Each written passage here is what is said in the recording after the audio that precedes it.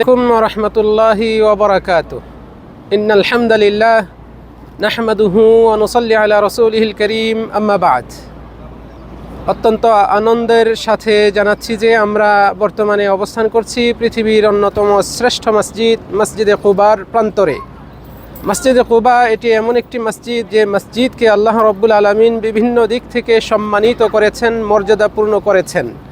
আমরা আজকের এই সংক্ষিপ্ত লাইভ ও আলোচনার মাধ্যমে সেই বিষয়টি আপনাদের সামনে উপস্থাপন করব। ওয়া তৌফিকি ইল্লা বিল্লাহ।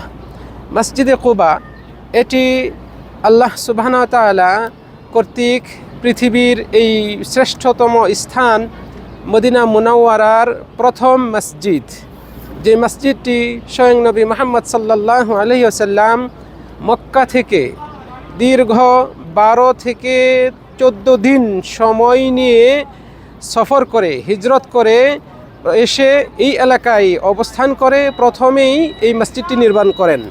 তো মসজিদে কুবা এটা অত্যন্ত ফজিলতপূর্ণ একটি মসজিদ। রাসূল সাল্লাল্লাহু আলাইহি ওয়াসাল্লাম এই কুবা নামক এলাকায় অবস্থান করে প্রথমে এই মসজিদ নির্মাণ করেন। তারপর এখান থেকে তিনি মসজিদে নববী যেখানে বর্তমানে অবস্থিত সেখানে চলে যান, মসজিদে নববী নির্মাণ করেন। এরপর তিনি সেখানেই অবস্থান করেন। নিয়মিত প্রতি শনিবার আমাদের নবী মুহাম্মদ সাল্লাল্লাহু আলাইহি ওয়াসাল্লাম এই মসজিদে কুবার উদ্দেশ্যে যাত্রা করতেন। এখানে এসে তিনি সালাত আদায় করতেন। এমনকি তিনি আমাদেরকে, তার উম্মতকেও এই মসজিদে এসে সালাত আদায় করতে উদ্বুদ্ধ করেছেন। মসজিদে নববী থেকে অথবা মসজিদে নববীর আশপাশে থেকে অথবা মদিনায় আমরা যেখানেই থাকি না কেন সেখান থেকে যদি আমরা কুবা মসজিদে আসি 2 রাকাত বা তার চেয়েও বেশি বা অন্য যে কোনো নামাজ পড়ার উদ্দেশ্যে, তাহলে যে ব্যক্তি এসে এখানে সালাত আদায় করবে তার জন্য রাসূল সাল্লাল্লাহু আলাইহি ওয়াসাল্লাম সুসংবাদ দিয়েছেন এবং বলেছেন যে একটা কবুল উমরা বা একটা উমরার সওয়াব সেই ব্যক্তি অর্জন করতে পারবে। যেমনটি রাসূল সাল্লাল্লাহু আলাইহি ওয়াসাল্লাম এই হাদিসে বলেছেন, মান তাতাহহারা ফি বাইতিহি সুম্মা আতা মসজিদ কুবা ফাসাল্লা ফিহি সালাতান কানা লাহু কাআজরি উমরাহ। যে ব্যক্তি নিজ বাড়িতে ওযু করবে, তারপরে মসজিদে কুবায় আসবে, এসে এখানে কোনো নামাজ আদায় করবে, তাহলে তার এই নামাজ একটা উমরার সওয়াবের সমপরিমাণ হবে। সুবহানাল্লাহ। এই হাদিসটি অত্যন্ত বিশুদ্ধ একটি হাদিস এবং এর মাধ্যমে আমাদেরকে রাসূল সাল্লাল্লাহু আলাইহি ওয়াসাল্লাম সুসংবাদই দিয়েছেন, যদি আমরা নিজের বাড়ি থেকে অথবা নিজে যেখানে থাকি হোটেলে সেখান থেকে ওযু করে আসি, কুবা মসজিদে আসি, এসে এখানে নামাজ পড়ি, যে কোনো নামাজ, সেটা ফরজ নামাজও হতে পারে, নফল নামাজও হতে পারে, তাহাজ্জুদের নামাজও হতে পারে, তাহিয়াতুল মসজিদও হতে পারে। যেহেতু রাসূল সাল্লাল্লাহু আলাইহি ওয়াসাল্লাম বলছেন ফাসাল্লা ফিহি সালাতান, এসে এখানে কোনো নামাজ আদায় করলো, কি নামাজ রাসূল সাল্লাল্লাহু আলাইহি ওয়াসাল্লাম নির্ধারণ করেন নাই, ফলে যে কোনো নামাজের অন্তর্ভুক্ত হবে।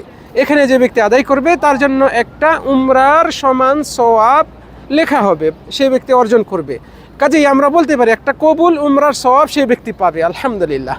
সম্মানিত দিনী ভাইরা, কাজেই আমরা যারা মদিনায় আসি, মসজিদে নববী জিয়ারতের উদ্দেশ্যে আমরা আসি, আমরা যখন এই বিশুদ্ধ নিয়তে আসব মদিনায়, তাহলে আমরা আল্লাহ কর্তৃক আরও বেশ কিছু নিয়ামত পেয়ে যাই, যেগুলো আমরা ওই বিশুদ্ধ নিয়তের অধীনে আমরা পেয়ে যাই।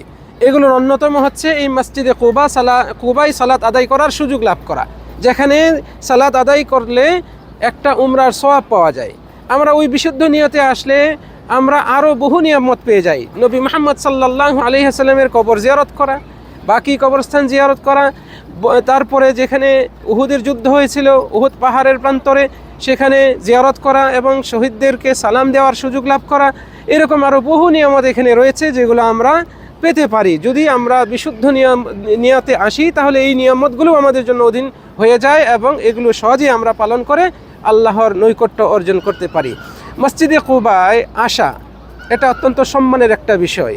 মসজিদে কুবার প্রতি নবী মুহাম্মদ সাল্লাল্লাহু আলাইহি ওয়াসাল্লাম আমাদেরকে উদ্বুদ্ধ করেছেন।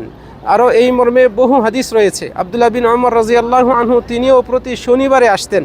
রাসূল সাল্লাল্লাহু আলাইহি ওয়াসাল্লাম নিজে প্রতি শনিবারে আসতেন, কখনো হেঁটে কখনো সওয়ারিতে চড়ে। কাজে আমরা যদি হেঁটে আসতে পারি, মসজিদে নববী থেকে সোজা একটা রাস্তা রয়েছে তরিক কুবা বা কুবা রোড নামে, একেবারে সরাসরি আপনাকে মসজিদে কুবাই নিয়ে আসবে। 15 থেকে 20 বা 25 মিনিট সময় লাগে হেঁটে আসলে। আপনি হেঁটে আসতে পারেন। এটাও নবী সাল্লাল্লাহু এভাবে আসতেন, এটা তার সুন্নতের অন্তর্ভুক্ত। রাসূল সাল্লাল্লাহু কখনো কখনো সওয়ারিতে চড়ে আসতেন। আপনি যদি সওয়ারিতে চড়ে আসেন, গাড়িতে করেও আসেন, সেটাও সুন্নতের অন্তর্ভুক্ত। কাজেই আপনি যেভাবেই আসেন না কেন, মসজিদে নববীতে এসে, মসজিদে নববী থেকে মসজিদে কুবায় এসে আপনি সালাত আদায় করবেন এবং এর মাধ্যমে একটা উমরার সওয়াব অর্জন করতে পারবেন। সম্মানিত দিনী ভাইয়েরা, এখানে এসে আপনি 2 রাকাত পড়েছেন, 4 রাকাত পড়েছেন, এভাবে 2 রাকাত করে যত রাকাত পড়বেন ততটা উমরার সওয়াব পাবেন, বিষয়টি এমন নয়, এমনটি প্রমাণিত নয়। এখানে এসে কোনো ব্যক্তি যদি আগে নিজের নামে 2 রাকাত পড়ে একটা উমরার সওয়াব পাবে এই আশায়, তারপরে আরেকজনের নামে, স্ত্রীর নামে, বাবার নামে, শ্বশুরের নামে, শাশুড়ির নামে, শালীর নামে অথবা অন্য কারো নামে যদি আবার 2 রাকাত করে পড়ে এবং মনে করে যে তাদের জন্য উমরার সওয়াব হবে, এই বিষয়টিও একটি ভুল ধারণা, কারণ এটা সপক্ষে ন্যূনতম কোনো প্রমাণ নেই। মনে রাখবেন, সালাত, নামাজ এমন একটি ইবাদত যা কেবল ব্যক্তি শুধু নিজের জন্যই আমল করতে পারে, আদায় করতে পারে। এটা কারো জন্য আদায় করে দেওয়া যায় না, এটার কোনো কাফফারা নেই। সালাতের কাফফারা কেবল সালাতই। আল্লাহ রাব্বুল আলামিন বিষয়গুলো অনুধাবন করার তৌফিক দান করুন এবং আমাদের এই যে ইসলামের যে সমস্ত মাশায়ের রয়েছে, যে সমস্ত নিদর্শনাবলী রয়েছে, আমরা যেন এগুলোকে সম্মান করতে পারি, মর্যাদা দিতে পারি এবং এগুলোর প্রতি আমাদের করণীয় বর্জনীয় বিষয়গুলো যথাযথভাবে অনুধাবন করে আমলে নিয়ে আসতে পারি। আল্লাহ তাআলা আমাদের সকলকে তৌফিক দান করুন।